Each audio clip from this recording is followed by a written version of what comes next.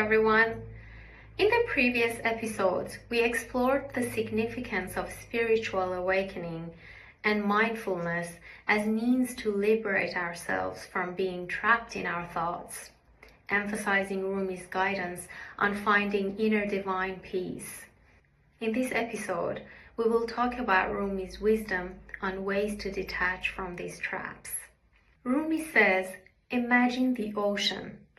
It might have big waves and storms on top, but deep down, it's always calm and quiet. Our minds and our external life situations are similar. Even when our thoughts or life events are all over the place, deep inside, we're constantly calm and peaceful. Our problems, our relationships, and our social status are like those waves on the surface.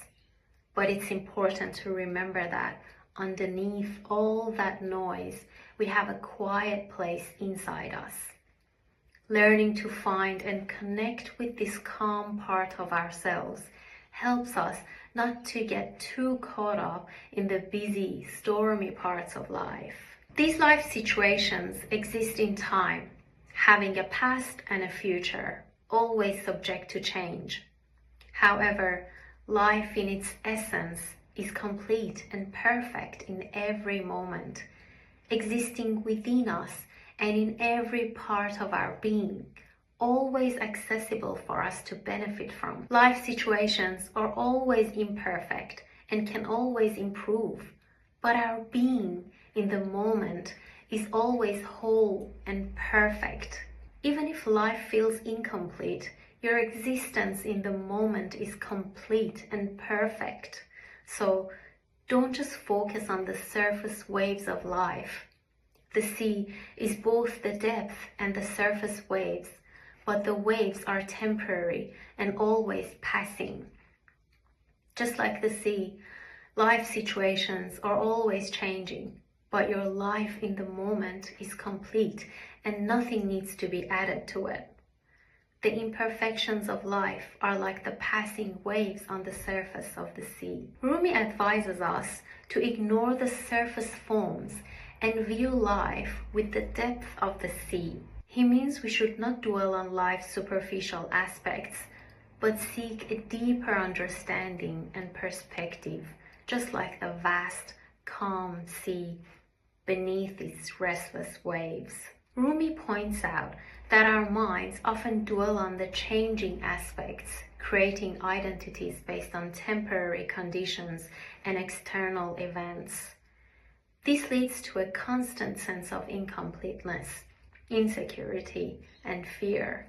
However, our true essence is unaffected by life's ups and downs. Rumi encourages us to not define ourselves by these transient status, but to connect with our deeper, unchanging essence, reminding us that we are complete and whole as we are, beyond life's temporary waves. Rumi points out that when we notice our thoughts right now, we are in a state of awareness, like looking at the essence of water itself. He suggests stepping back to observe our thoughts and becoming aware of ourselves from a distance. This shift helps us realize a deeper sense of I am, beyond roles like doctor, engineer, or a businessman.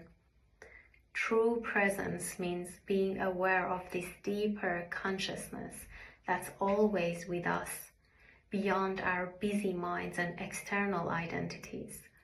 By connecting with this awareness, we see life and its challenges more clearly and find an end to conflict. Rumi teaches us to live in the present moment. He uses the metaphor of sound and silence to show how everything starts and ends in quietness, emphasizing how fleeting life's events are.